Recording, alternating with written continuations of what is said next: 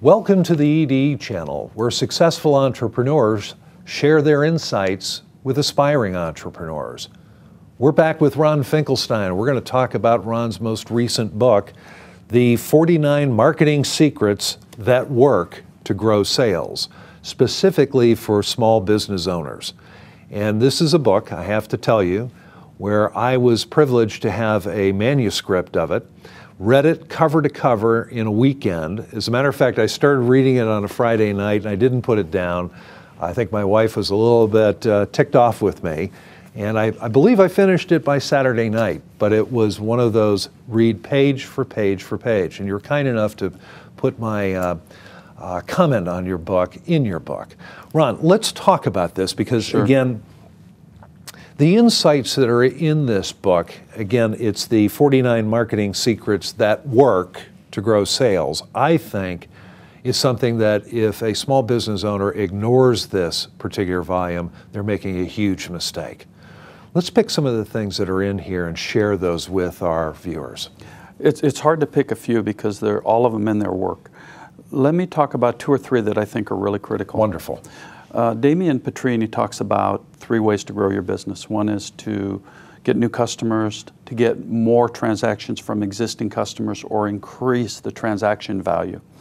That's beautiful if you've got an existing install base because you can capitalize on that.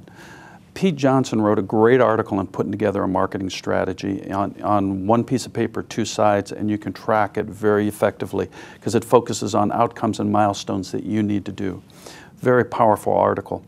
One of my favorites is one that I wrote, and what I found is that No pride of authorship well, there. Not actually. My favorite is the one that I wrote. Well, what I found is that small business owners don't get objective feedback. They don't understand that their marketing isn't working and why it isn't working. So what I created was marketing advisory boards where I put business owners in front of business owners where they could literally test their marketing plan, their marketing strategy, create new products, create new services. And it was real interesting because it started out, for me, I created a mastermind group because I was dealing with these same problems many years ago. And those were the issues that we're putting on the table. And I started to really get clear on my products and my services. And I said, if it's working for me, I have a product here. So I turned it into a product that I called the Business Mastery Advisory Board. And we address marketing and sales issues in there big time. And I just got a call from one of my clients yesterday who was so excited. He implemented a concept that he learned there, closed a $13,000 deal, and he was so excited. He goes, Ron, I just wanted to let you know it worked. What does a business advisory group do for another individual's marketing efforts? It does some great things. One is that it really holds you accountable to do the things that you know you should do, but you're not doing. The other thing it does is it gives you outstanding clarity on whether or not your marketing message is working, because the people in the group will say, I don't understand, or have you tried this, have you thought about this? As a matter of fact, in one meeting, we spent 4 hours working on a contract, a statement of work, so that the people could in fact use it as a sales document for people who hadn't been involved in the sales process, so they didn't lose any opportunities. We have 2 gentlemen actually creating new products and using us as test marketing. Have you thought about, what about this? Is this the outcome you desire? Is your pricing correct? So it gives them objective feedback in areas that you don't easily get. And you know that I happen to be part of one of those mastermind groups. Absolutely, sure. And we have a very diverse, call it clientele in that group, anything from attorneys to business owners to not-for-profit executive directors. And the process of having somebody say, hey, I need help, is not an easy one because I've brought those problems to the table. It's scary, isn't it? It is very scary. It is. But one thing that I've discovered over the years of being a small business owner and now attempting to start up another small business is that you think you know what you're doing until you actually get into a group of trusted advisors. And then you start talking about your problems, and either you solve them by the time you're finished telling other people, or you admit to other peers that, you know, for a change, I don't know what I'm doing. Please help me. Right. So the mastermind concept and the business advisory concept works. Well, there's 2 things I'd like to address. One is that it is scary to you're really opening the kimono about things that are so important to you. So the environment that we create in there is one of total safety.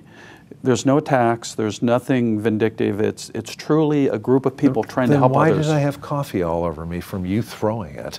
Sometimes we have to hit pretty hard. Oh, yeah, and you did. Yeah. No, and the other thing is it's totally confidential. What happens in that group stays in that group. And those two things, the safety and the confidentiality, are absolutely critical to the success, because we do get into some very, very sensitive issues. But once you get it out in the open, it ceases to have power. And when it ceases to have power, you can now do something about it. Let's get back to the 49 marketing secrets. Besides the one in there that is yours, not just one, but your favorite, let's talk about maybe one or two other marketing secrets that work. Because again, and yes, I am endorsing your book, meaningful or not, but anybody who ignores what's in this book is really a fool. Let's talk about two. Give me one to begin with.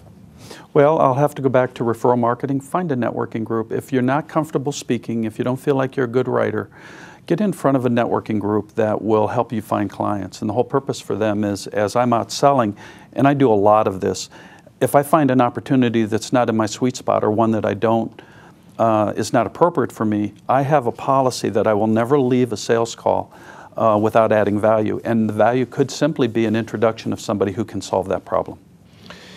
There is a chapter in here called Buzz Marketing. Yes. Bazzoodle. Ron McDaniels wrote that. Ron and his daughter have both been guests on the EDE channel. Tell me a little bit about Buzz Marketing, because it's something that people in small businesses can get not only themselves, but if they have a staff or they have some influencers just outside of the organization, they can implement in a way that has been proven to be highly, highly successful, effective. Right. Talk about buzz marketing, if you will. Well, Ron wrote a book called I think it's 57 Buzz Marketing Tips That Work. Yes. And when I read it, I said, boy, wouldn't that be great if he could consolidate and put that in as an article for the book. But the premise is really simple. What Ron will do is he'll get on his blog site, and when he finds something that really works, he will promote that. He'll promote other people's products and services. He tries to get his employees to get out on blog sites and write good things about the company and what they're doing. And the premise is it's much easier for somebody else to promote you than it is for you to promote yourself, because of that credibility aspect. And all of his tips and techniques, for the most part, don't cost anything. They're just free, that anybody can implement in their business to create buzz. Free is a great word for small businesses. Oh, I love it. Give us another technique out of your book. Well, one of the things I'd ask people to do is be consistent. When I put this book together, what I found is I was doing 20 of the 49 marketing secrets without realizing that I was actually doing them. But there was one major flaw in my plan, is I wasn't doing any of them consistently. When people ask me what to do in the book, what I do is tell them to read the first section on strategy, get clear on what you want to accomplish, and then take 3 techniques, I don't care what 3 they are, and work them consistently. And then as you get clear on those, whether they work or they don't work, then just keep adding more and more and more. The key is consistency. If you do enough things, then eventually you're going to find the one that works for you. And the position that the visual I try to give my clients is it's a 3-legged stool. You want to have 3 marketing legs going at all times, because when one fails, you don't want the business to dry up. The other 2 can work for you. And when one stops working, then you can replace that with something else. Ron, the book again is 49 Marketing Secrets That Work.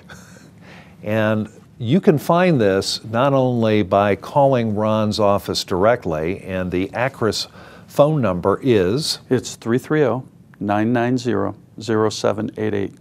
And you can also find the book on your website, and that website address is? It's www.49, as in the number 49, marketingsecrets.com.